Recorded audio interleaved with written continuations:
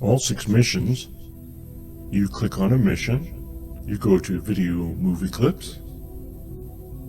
You'll see the different segments that they broke down into many tiny clips. I had to grab each clip and put them together. Here you can see the list of the clips, and I put them together and made a giant edit, which I analyzed. Here's a sample beginning. You can see the running time frame at the top. You can see the name of the clip at the bottom, and a segment, the part of the mission that is listed on the site, easy for reference, if you want to grab the clip and analyze it yourself, which I encourage you to do.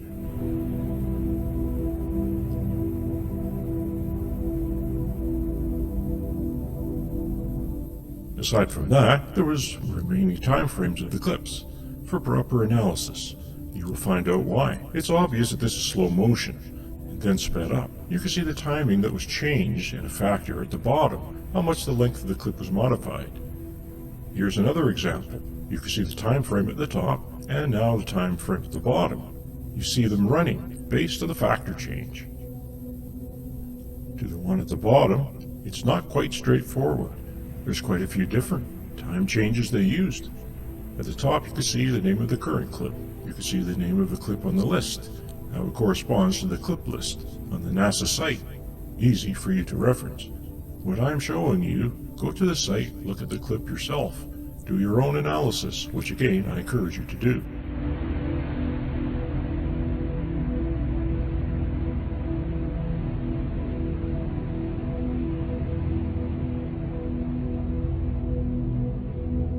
I will now briefly summarize the entire analysis. I will present clips to you, categorized by mission. Relay 11 has the least to offer, except for A12, the TV camera malfunctioned almost as soon as they turned it on. This is slow motion, hopping and jogging. It's quite extensive. Here I'm speeding it up. You will see more in the appendix if you'd like to see that the full extent. It's quite extraordinary. Notice the color changes in the footage that will be explained later about how the footage was generated and supposedly acquired.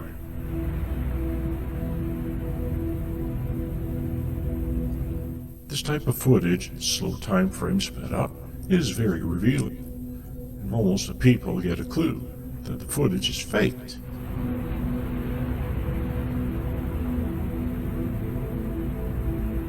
Here we see an example, looks quite normal. Someone running on the surface. Seems reasonable, but when we speed that up, this is actual footage presented to us, and fairly obviously, it's slow motion. Another example seems reasonable. Look at the hopping, try to region his balance, and here we have obvious slow motion again acquired on the surface. You'll see much more of that in the full analysis. They also walked on the moon, not nearly as much as running or hopping or jogging, that is, but I find that somewhat more revealing, and he looks quite normal walking, except for the pops, which will be explained later, again just walking. This is sped up, you can tell by the factor change at the bottom. This is slow motion footage. And we will show examples. Here we change the length, speeding up, in other words, you can see that it looks normal sped up, and slow motion. On the moon speed that it was presented by NASA, you will have to orient yourself to it. They are actually on wires, so that oddly to it, but still very revealing. This is spasms I noticed, quite having a few, and I suspect that it's because of the wires, but pulling them, throwing them off balance, so that they had to recover from their spasms. I had some extra events I found, so that I was very revealing when showing a modified speed. Here you can see the bottom, look at the time frame factor change. That's my analysis saying that it's normal, when there's no factor change, and this is what NASA presented to us.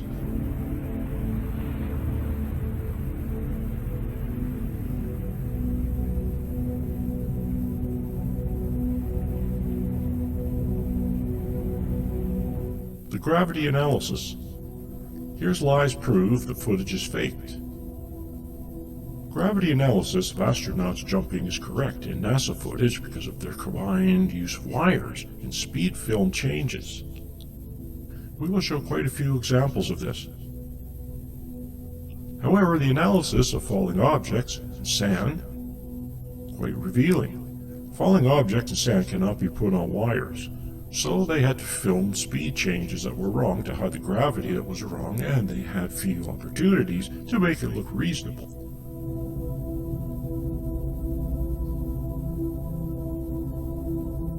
Here you can see it's wrong based on my analysis on the moon. I modified the speed to make it look right, and you can see that the two compare together, and the mini factor change that shows that it is correct for Earth.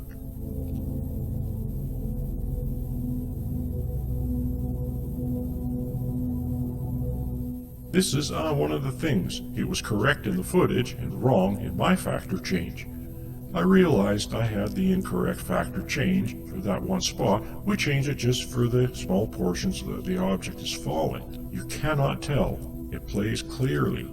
Another example. It's wrong in my factor change.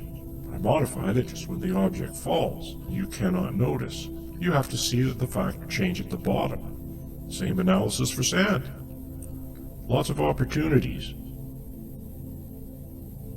Wrong in the footage. I modified by this factor at the bottom to make it look correct. And then my modification factor change for the Earth speed. It is correct.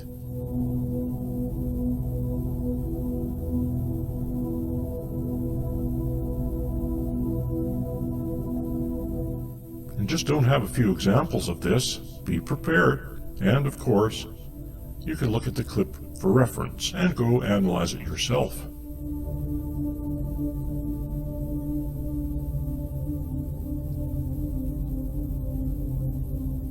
Here you can see the astronaut jumping when the sand falls faster. Only a few examples where the sand was falling in the same. The astronaut was jumping, so I mentioned speed change quite a lot. There are speed changes events, which are the moon's multiplied speeds used in the clip.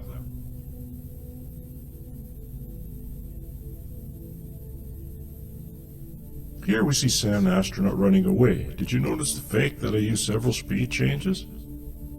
Here is an actual footage. It looks reasonable. He's moving fast, but watch. It will suddenly go in slow motion. That was presented to us by NASA. Here I found it because I used another time factor, he looks ridiculous, and then looks normal back there. Several different film formats were used in different aspects of the entire hoax. I believe the TV footage was actually captured on 16mm film, and then recaptured by a television camera. This is an optical printer, quite used extensively in the hoax, in different aspects, but an example of how a camera is pointed at the projector is projecting footage, and the camera recaptures it at a different speed. Here we have an example of it, an A114 frames, slow motion, and then you can extract different frames at different patterns to create different FPS pieces of film. These are all the factors I have deduced were used in the footage. It's possible different ones were used, but I found that these good enough. This is a model of the set. It was used to capture the footage. You can see that a backdrop, very large moon surface reproduction set was used. Possibly 300 meters in diameter. This is an opportunity for enterprising science students to analyze the footage for themselves and deduce what size was in each instance. There was quite an extensive program conducted by Apollo to capture high-detail image of the landing sites. In fact, an intelligence service, NGA, has been developed out of this. Here's a Bell computer model of the surface using the footage, and that was quite accurate and extensive. Here we are, a POV of the set model. I am showing clearly how it had a backdrop.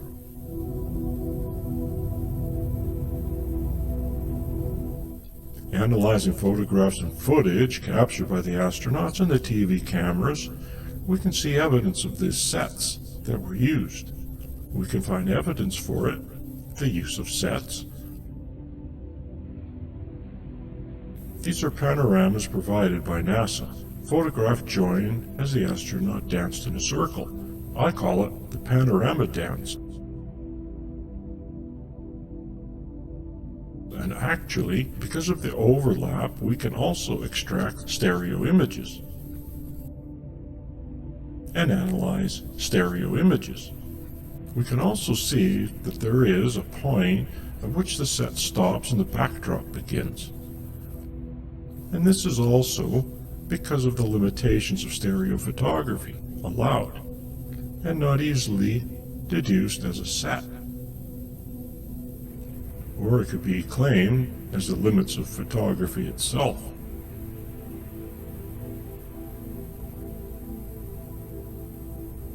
As we further go, talking about the wires and in training and the balance between counterweight versus frame speed.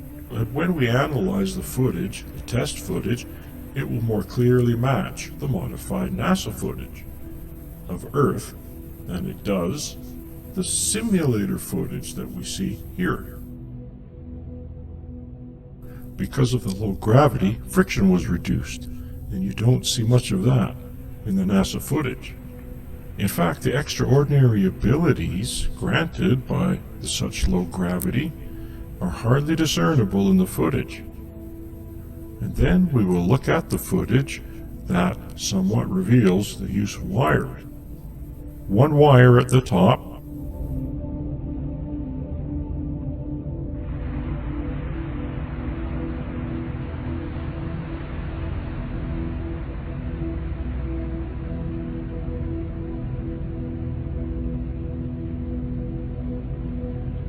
there are the equations that show the counterweight necessary depending on the frames per second footage used. There's a lot of footage captured by the lunar rovers, photographs as well as DAC camera footage. Here we see the stabilized and sped up. It looks normal. The moon buggy looks like it's on an Earth set.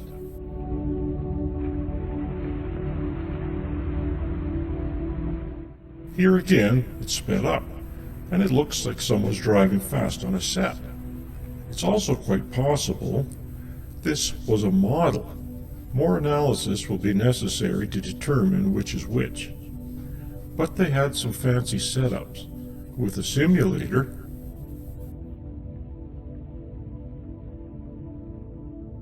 sometimes on a set.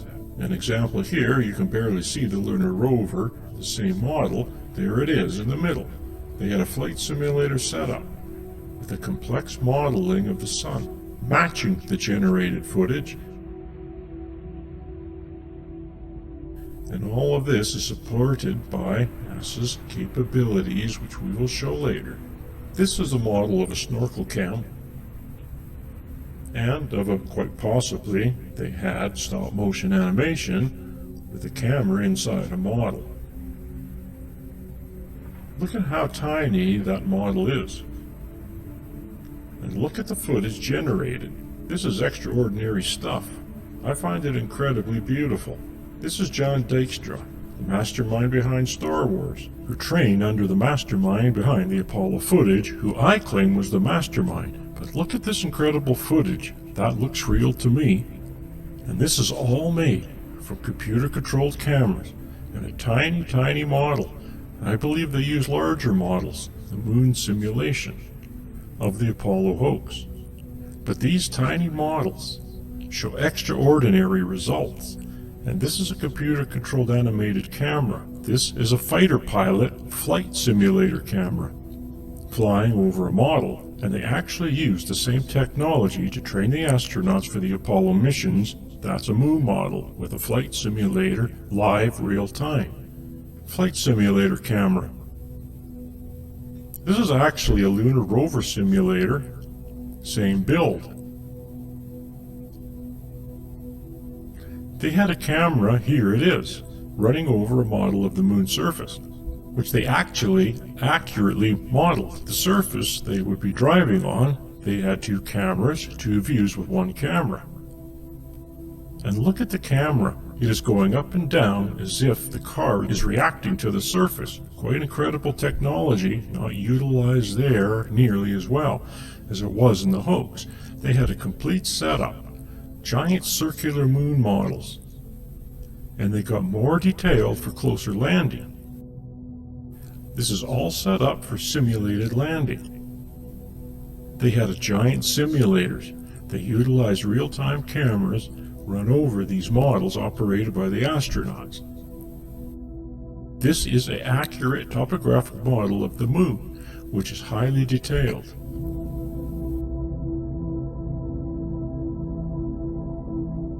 It was actually used in a simulator. You can see how large it is, and I believe this is a small compared to the models they actually used in the hoax.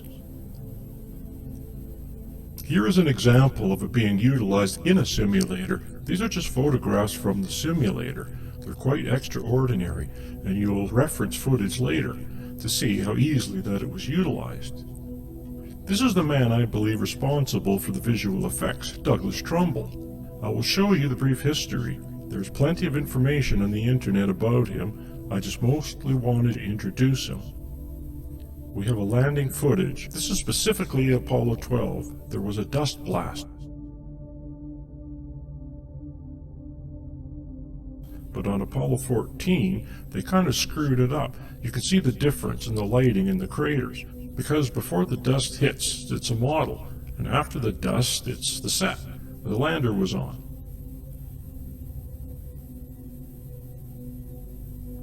This is mission control. Very few there even knew it was a hoax. Only the astronauts were allowed.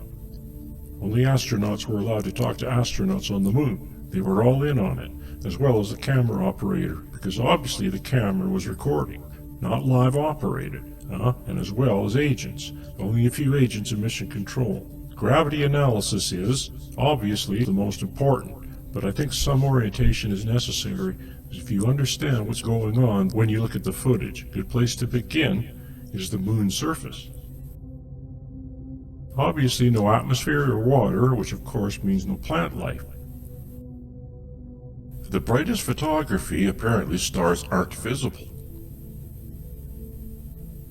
No water also means no erosion. There's erosion disappearing, and of course you end up with rocks and boulders and so forth. And craters, no craters in this view, but you can clearly see the simplicity, and simplicity of the surface also allows for the easier simulation of the footage of the landscape. TV cameras were used. This is a TV camera on the rover.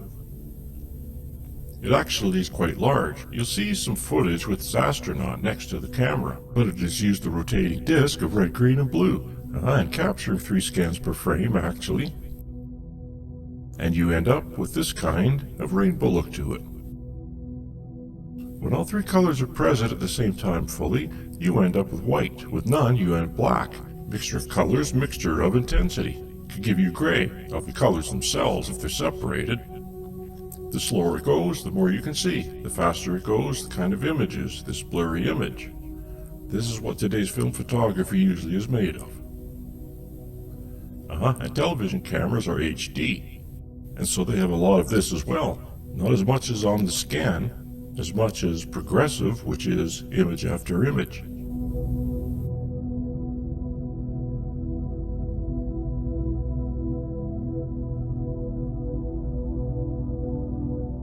This is what many of you are used to at this point when you saw NTSC video. You would see odd scan lines, and even scan lines, and as the object moved, you see the separation. They call it combing. And this is an exaggerated version, so as you can see it more clearly. Sometimes there is a little blurriness, a glow, and a residual image, and so it softens a little bit. It's a little more bearable. But you can also see the style of motion blur here. If we have our simulated shot of the moon, you can see what it looks like. This is much more refined. You can barely see the scan lines here. This seems like it should have been the preferable way of capturing moon footage. but design demanded the hoaxsters to use the progressive red, green, and blue. And that will become clear later. Here's that refined and with the glow and residual image. It provides this kind of trail. It softens the effect.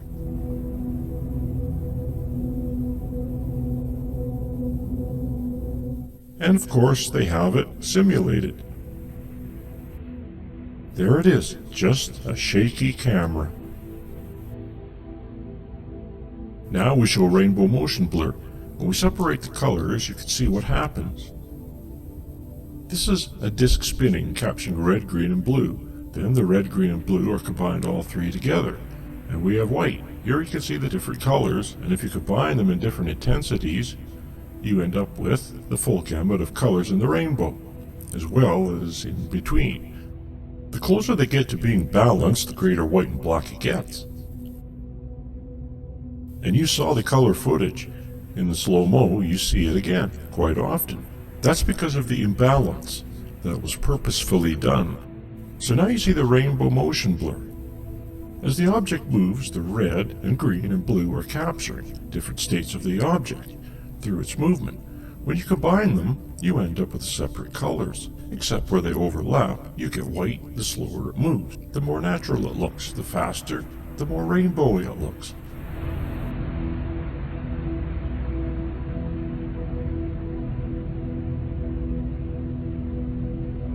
And then we can add the glow effect, as well as the residual image.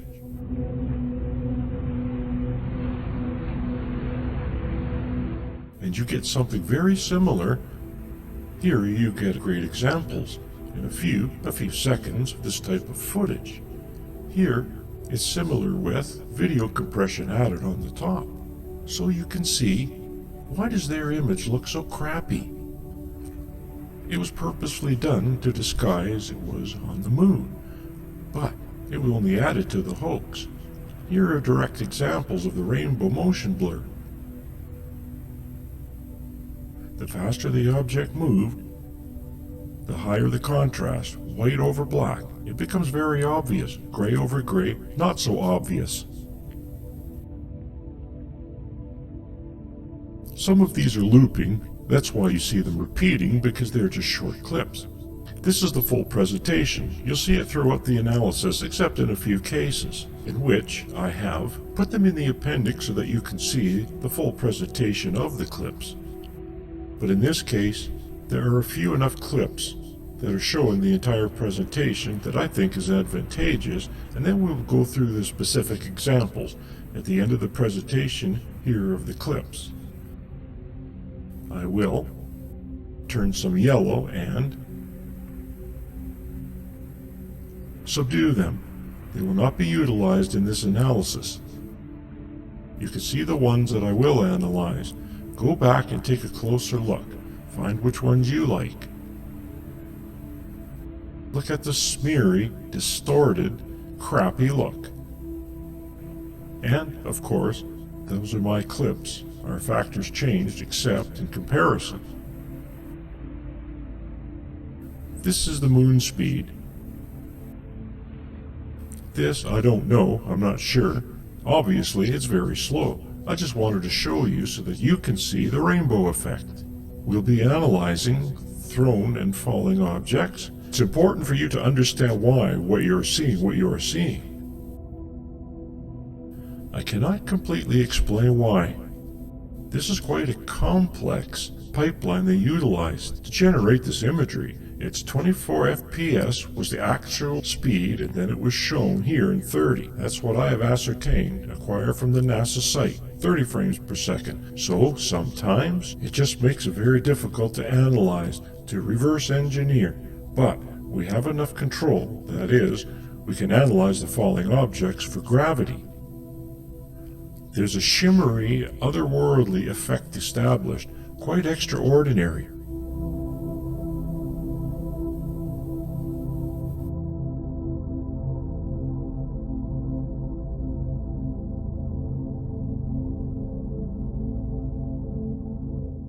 This is, of course, very slowed down, so that you can see the effect.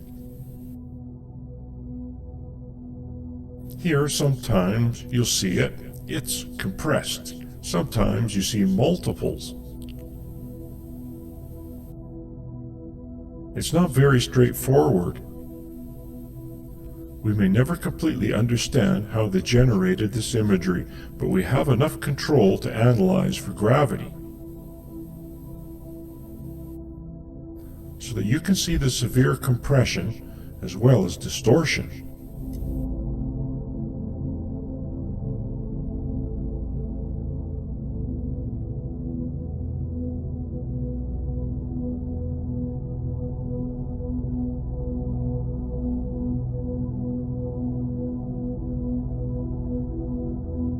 Because of the white shovel over the darker gray background, the rainbow motion blur is more easily noticeable.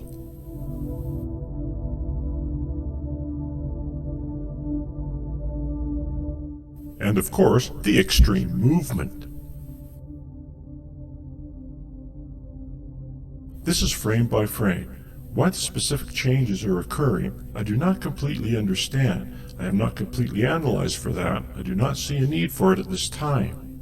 Then there's the camera's utilized lenses. There's distortion as a result. You can see this in the modern camera. That's cut in half so that you can see the glass inside. Lenses are curved. They're curved more extremely, less extremely. There's an array of lenses. This creates a complex, really complex situation of light moving through. And then you see the extreme curvature here depending on the lenses utilized. You end up with a certain amount of distortion. Here is a graphic example of distortion. This is a fisheye, an extreme fisheye, and this is the opposite. It is called pinch and push, I believe. And you'll find the footage. This is the kind of distortion that you can see. It helps disorient the viewer as well as it can make things look further away than they really are. Frames per second is a very important aspect of this hoax. You need to understand it, so take some time to understand it. A projector, this is how the film is run through the projector. The arm's grabbing the film, moving it along, and there's a spinning disc letting light through. You have reels of film, and depending on how quickly the film moves through the projector versus how quickly it is captured, you will end up with some effects, like slow motion and sped up. That's the DAC camera on the left, 16mm camera, and projector on the right, 24 frames per second. You move 24 FPS through the projector. As it was captured by the camera, you end up with a normal motion. 1 second, here's a 144 frame strip. And you can capture it all 144 frames per second if you want. That's quite extreme, almost never done, but if you do, 1 second of action captured at 144 frames per second, projected at 144 frames per second equals 1 second of action. However, if you project that same 144 frames at 24 frames per second, you end up with a 6 seconds of action. Because it's 6 times as long, the footage is 24 frames. That's extreme slow motion. Here's an example. There's 24 frames captured and projected. That's 144 frames of the bottom captured and projected out of 24 frames. It takes 6 times as long because it's only 24 frames per second, 6 seconds. This is accomplished by the optical printer mentioned in the summary. You have a camera pointed at the projector. It's projecting 1 frame at a time. The camera clicks, and you can skip 3 frames and capture another frame. And you can do it all in any portion, however you like. Effects were accomplished this way too. So here we have 144 frames per second film strip. We can fill those 24 frames with different frames from the 144 frame strip using our optical printer. You can see the pattern I used, the frames I used. This will give us different frames per second. You can recreate frames per second. You could recreate frames per second depending on the pattern you choose. And this is very significant in how this hoax was accomplished. There are all the specific frames per second that I have extracted from the footage that I believe were utilized.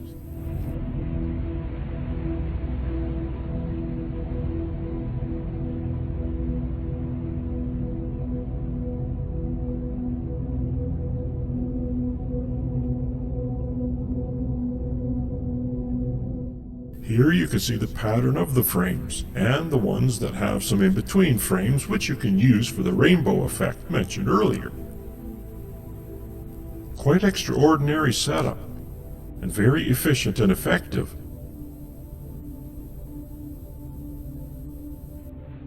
Here we see examples of those frames per second, playing at 24 frames per second.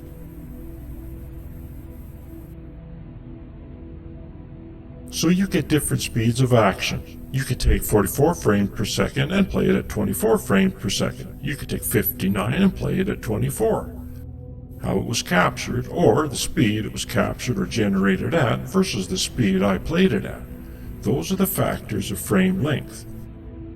And these are the factors of frame length that were utilized, that I utilized, to reverse their slow motion, and made it look normal, as it was originally performed. You can see the 44 frames per second, it is the main film speed, and the others that were used in specific instances.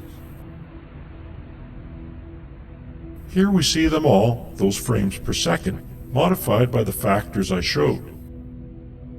You can barely tell the difference, it's the same action, gone through a different process. And almost identical at the end of my process, my reverse engineering. You can see the subtle changes. You can see subtle time frame changes used out of 144 frame film length, and so you can rely on the process I used to reverse engineer this action.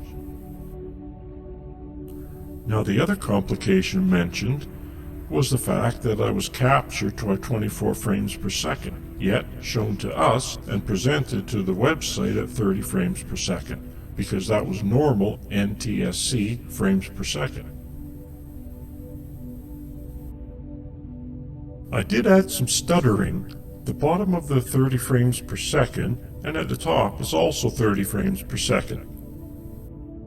But I added stuttering, which you will find in some of the footage, and there's a phenomenon that I find quite interesting, is that the distortion of the footage, because it was broadcast from the moon, did some time changes where it actually went backwards in time and started up again, yet remained in sync. And that's a phenomenon that I think should be explored more, but of course I won't because it wasn't real. It will just confuse the viewer and make him think like it was coming from the moon.